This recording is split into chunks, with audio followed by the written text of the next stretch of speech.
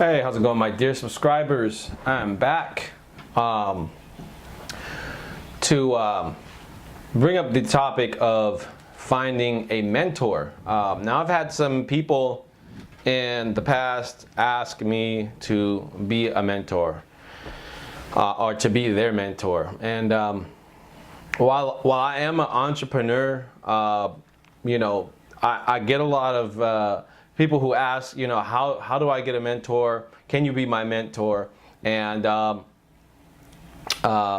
myself am the type of person that I need mentors. I think mentors need mentors, just because if you are in on a certain level where, other people may see that you might be a step ahead of them in certain things, then I think that everyone to a certain degree can be a mentor in certain areas in certain things that they may be good at. But this video is really just to go out to kind of assist and help you if you are looking for a mentor. If you're looking, let's say, to get into like the type of business that I'm in, you don't have to, but this is really just a general video and just one thing that I've experienced along the way, in my life, trying to find mentors to mentor me.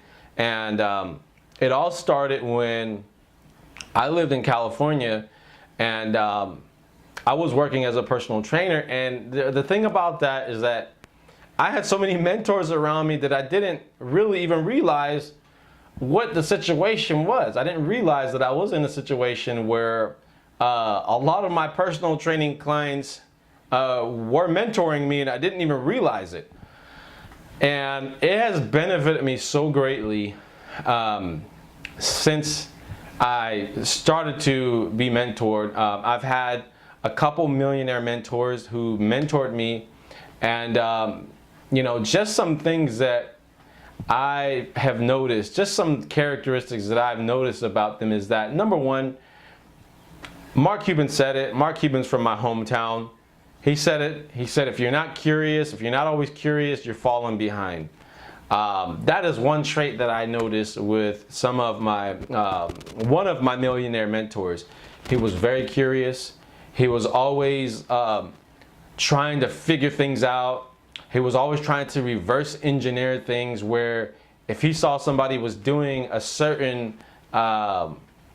thing with their business that was a success for them, he would kind of reverse it, and then he would apply it to his business model.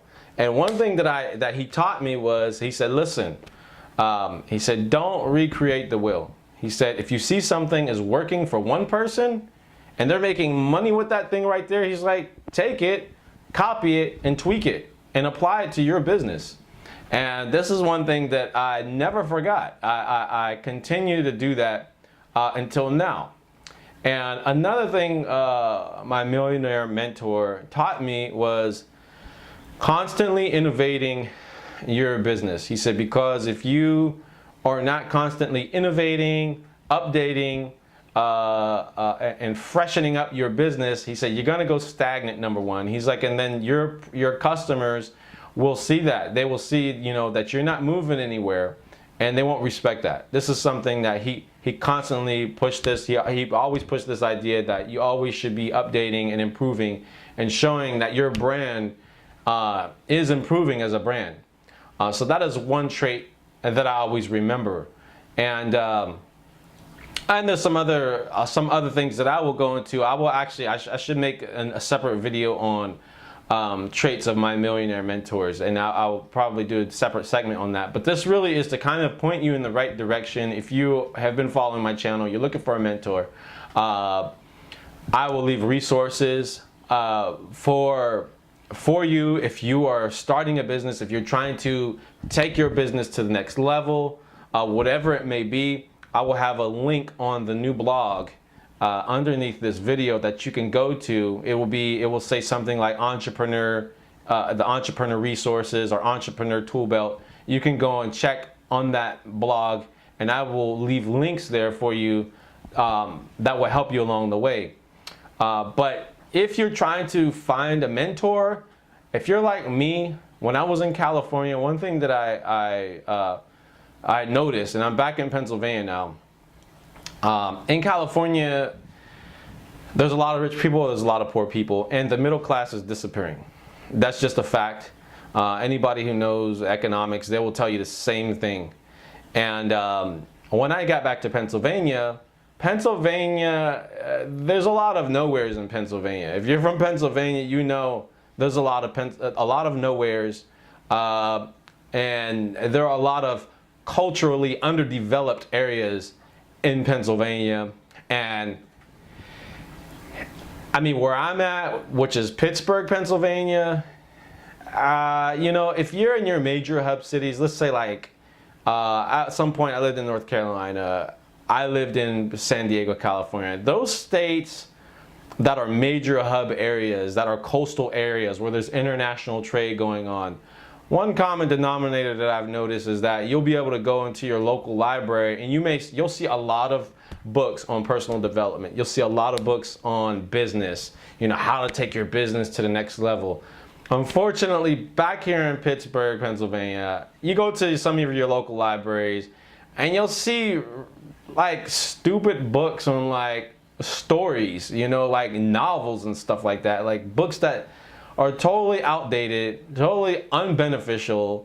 I was unable to find just one book on personal development.